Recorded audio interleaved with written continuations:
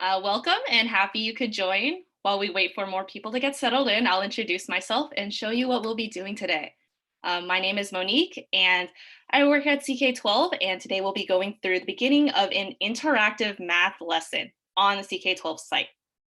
Today, I'll be using the discussion forum on CK-12 called the Cafe to interact with you.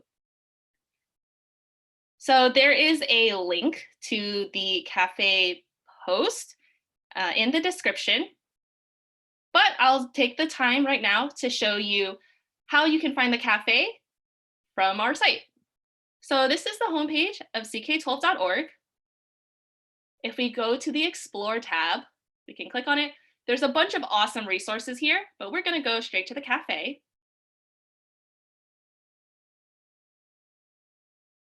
And from here, we'll go to the CK12 Live Cafe. Now, the first post at the top tells us the schedule when we'll be live here on our YouTube channel. And the next post is for the lesson that we'll be going through today. How we'll use the cafe for the discussion is you click on See Answers. You'll see that I've posted a few questions already. So for example, I would ask you a question like, what is your favorite ice cream flavor? I can go to the comments and add a comment like, my favorite ice cream flavor is caramel fudge swirl. I can comment right there. And then I'll be able to take a look and see your comments. So if you didn't get to catch all of that, there's a link to this cafe post in the description of this stream. For now, we'll go straight to the lesson called Break into Triangles. So we will hit start in a little bit, but I just wanted to mention that once you finish the lesson, if you needed other ways to learn, we have some other links down here. But otherwise, we can just start the lesson. Now this lesson is titled 9.1 Break into Triangles. Here's the table of contents if you wanted to check out. This is the first lesson in chapter 9 titled Surface Area and Volume. So according to this lesson, area is the amount of space a two-dimensional object takes up. So here is an example of what I mean by that. So for example, I have this piece of paper here on my desk, and it has this surface that I can measure the area of. Here's a question you can answer for me in the cafe. What other objects can we measure the area of? So if you wanted to take a look around in your house or in your room, what other objects can we measure the area of? And you can answer this by going to the cafe post that I showed you earlier, going to question number 2, and just typing in the comments your response there.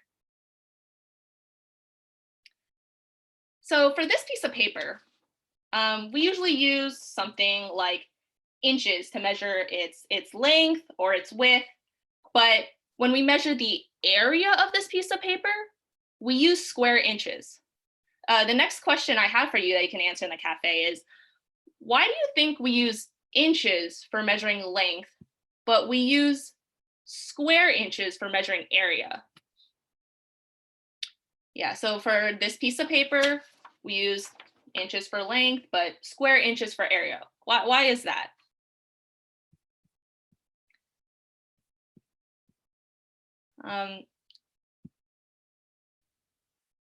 Now, if we want to go back to the lesson to answer that question, we can look at this statement. Area is a measure of the amount of space a two-dimensional object takes up. So for example, if we wanted to measure the length of something, like in inches, that's a one-dimensional length that we measure in inches, but we need to talk about two-dimensional objects like a square, where we need to use different units to talk about that two-dimensional space. So in this case, we use square units, or something like square inches. Something else that we can measure the area of, say we wanted to measure the area of the wall that's behind me or the paintings that are on my wall. We would use square, maybe feet, to measure the area of the wall, or square meters. The painting, we can talk about square centimeters. Even the desk that I'm sitting at, maybe you're sitting at a table or a desk, we can talk about area using square units there too. So now going back to the lesson, we're going to jump into the activity, which contains an interactive here that we can play with and a set of questions. Now let's imagine that this rectangle here in this interactive is for a mural that we have to paint, right? And we need to figure out how much paint we need to buy so that we can cover the whole mural, but we don't want to waste any paint. So we would need to be able to measure this somehow, this mural space.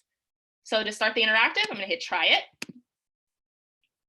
And if you don't know where to start with this interactive, there's a header in every interactive that tells you how you might be able to use it. So use the drop-down menu to switch between different square units. So here's the drop-down menu.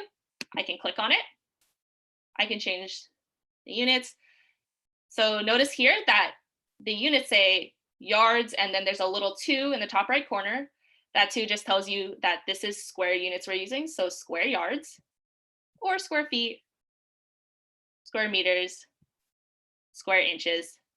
And I just wanted to point out that, as we're switching between these units, the area of this rectangle, or the area of this mural space, isn't changing. It's the number of times we divide into it that's changing, right? So the lines are changing to show you that there are different ways that you can divide this space. Now there's a reset button below every interactive. So if I wanted to reset it to where it was before, I can do that. Now let's move on to the questions. So here, if we look at this set of questions in the progress bar, we can tell that we haven't started any yet, but there are 5 questions in the set. So let's go to the first one, which reads, the area of the rectangle in the interactive is blank square yards. We can also read this as yards squared, means the same thing. So the first question that I wanted to ask regarding this before we fill in the blank is, what can I click in this interactive to help me find the area of the rectangle in square yards? So you can answer my question by commenting in the cafe, but what can I click in this interactive to help me find the area of the rectangle in square yards? So hopefully you're typing in an answer for me, and you're typing in drop-down menu. So like we looked at before, here's the drop-down menu, and we'll change the units to match square yards. Okay, now the original question, the area of the rectangle in the interactive is blank square yards. We can also ask, how many square yards can you divide the rectangle area into? So let's say I look at this. You can type your answers in the cafe while I'm working through it. But looking, and let's say I counted this and I think it's 6. What if I try typing in 6 here? Oh, looks like that's not quite right. So I can look at what it's telling me. Make sure the units are set to square yards in the interactive. Okay, I've done that. How many yard squares are in the rectangle? So it looks like I can try again. So I'm going to try again. 1, 2, 3, 4, 5, 6, 7, 8. I can try again, type in 8, and it looks like that's right. So for every question, I can try multiple times and until I get it right. So there is a lot of more questions for you to answer here in this activity. But as you can see, in this lesson, we have more interactives and more questions for you to do. You can even go to adaptive practice by clicking the view practice button down here. But that's all the time I have for us today. If you have any more questions for me, head on over to the cafe in this post. And the last question I have down here, type any questions you still have here.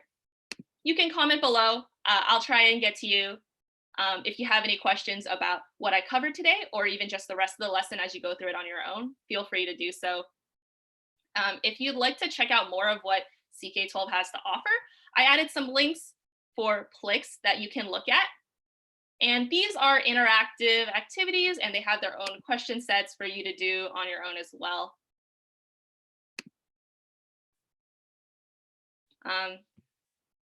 I will be back this Thursday at 11:30 Pacific time with another math lesson. My friend Sonia has also been hosting live science lessons with simulations, and her next one is tomorrow at 11:30 Pacific time. So go check it out. Until next time, I hope you learned something today and have a lovely day.